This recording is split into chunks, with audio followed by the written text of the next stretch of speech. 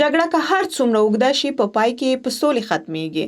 د امریکا دولت له طالبانو سره د 13 کلنې جګړې د ختمولو لپاره تفاهم وکاوه. د امریکا او طالبانو هوکړه لیک به بین الافغاني مذاکرات ته لاره هواره کړي او په افغانستان کې به د امریکایي ځواکونو تدریجي کمېدل پیل شي. د دې امیدواري شته چې دا هوکړه لیک به په دوامدارې سولې واوړي او په افغانستان کې به 40 کلنه جګړه، ورور او هیواد ورانونه پای ته ورسیږي. په کلفورنیا کې یو شمېر افغانان په دې نظر دي چې د افغانستان دولت او طالبان باید د اعتماد په فضا کې مخ پر مخ خبرې وکړي او د ستونزو د حل لاره پیدا کړي.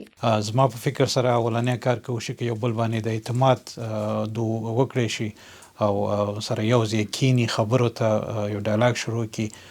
دا د افغانستان د آینده نسل لپاره یو خزیری وي. طالب د یو ګروپ په شکل کراشي د حکومت سره یو ځای کار وکړي، دا به د افغانستان په ګټو وسیږي، نه دا چې دوی پخوا یو حکومت تیر کړی دی هغه مکمل د هغې ټول نتایج او ټول کړنو وړه چې د هغې کې شوي وو هر څه افغانستان دپاره پاتې وو او افغانستان د یو لویې بدبختۍ سره مخامخ شو. بیا نه غواړو چې بیرته حاصل لاړ شو.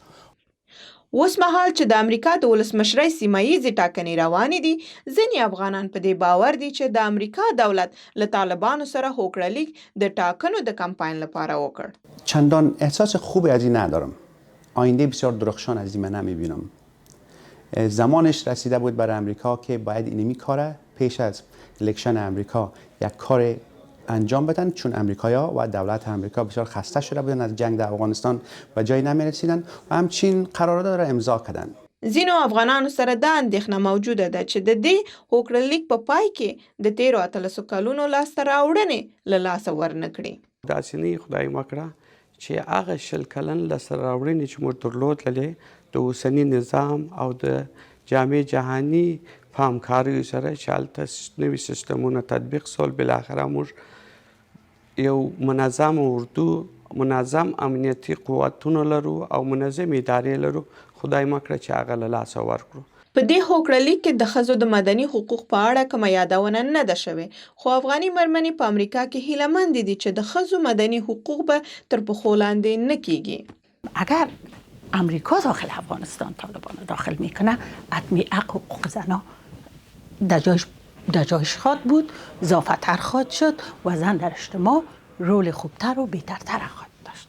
که چیرې دا هوکړه لیک په دایمي سولې بدل شي، نو په کلیفورنیا کې یو شمېر افغانان دې ته چمتو دي چې له خپلو کورنیو سره افغانستان ته لاړ شي، خپلو خلکو ته او هیواد ته د خدمت جوګه شي. یوازې دا به زما لپاره نه بلکې زموږ د کورنۍ لپاره به یو ډېر ښکلی زیری وي.